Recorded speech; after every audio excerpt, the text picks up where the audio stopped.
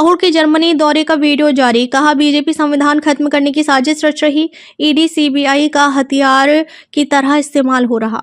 लोकसभा में नेता प्रतिपक्ष राहुल गांधी ने बीजेपी पर भारतीय संविधान को खत्म करने की साजिश रचने का आरोप लगाया है। राहुल ने कहा बीजेपी संविधान की उस मूल भावना को खत्म करना चाहती है जो सभी नागरिकों को समान अधिकार देती है। राहुल 17 से 19 दिसंबर तक जर्मनी दौरे पर पहुंचे थे। इस दौरान 18 अक्टूबर को उन्होंने बर्लिन स्थित हर्टी स्कूल में छात्रों को संबोधित किया था। कांग्रेस ने सोमवार रात इस बातचीत का 1 घंटे लंबा वीडियो जारी किया। वीडियो में राहुल ने कहा लोकतांत्रिक संस्थाएं स्वतंत्र रूप से काम नहीं कर पा रही हैं। सीबीआई और ईडी जैसी एजेंसियों का राजनीतिक हथियार के रूप में इस्तेमाल किया जा रहा है। एजेंसियां सिर्फ विपक्षी नेताओं पर केस दर्ज कर रही हैं, भाजपा नेताओं पर कोई दर्ज नहीं किया जाता है। हम सिर्फ बीजेपी से नहीं लड़ रहे, हम उनके भारतीय संस्थागत ढांचे और एजेंसियों पर कब्जे के खिलाफ भी लड़ रहे हैं। हमने तेलंगाना और हिमाचल प्रदेश के चुनाव जीते हैं, हमने हरियाणा का चुनाव भी जीता, इसमें कोई शक नहीं है। मैंने प्रेस कॉन्फ्रेंस में दिखाया कि एक ब्राजील की महिला हरियाणा की वोटर लिस्ट में थी। जब हमने यह प्रश्न चुनाव आयोग से पूछे तो उन्होंने जवाब नहीं दिया। हमें लगता है कि महाराष्ट्र के चुनाव भी निष्पक्ष नहीं थे।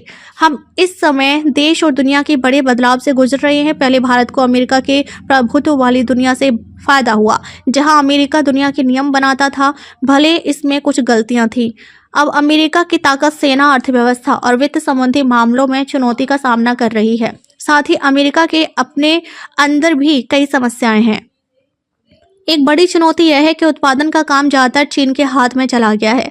इसके कारण भारत, अमेरिका या जर्मनी जैसे देश केवल सर्विस सेक्टर से बड़े पैमाने पर रोजगार नहीं पैदा कर सकते। मैन्युफैक्चरिंग और उत्पादन बहुत जरूरी है, लेकिन अब यह क्षेत्र चीन के पास ज्यादा है। भारत में बड़े पैमाने पर रोजगार केवल मैन्युफैक्चरिंग से ही पैदा हो सकते हैं।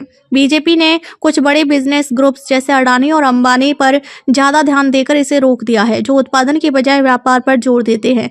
इससे छोटे और मध्यम उद्योगों को नोटबंदी और जीएसटी जैसी नीतियों से नुकसान हुआ। जो कुछ हो रहा है वह भारत के 2 दृष्टिकोणों के बीच संघर्ष है। एक दृष्टिकोण एक सशक्त नेता यानी बीजेपी और आरएसएस के शासन में विश्वास करता है, जबकि दूसरा मानता है कि भारत को बातचीत, सहमति और अपने विविध राज्यों और संस्कृतियों की आवाजों के माध्यम से चलाया जाना चाहिए।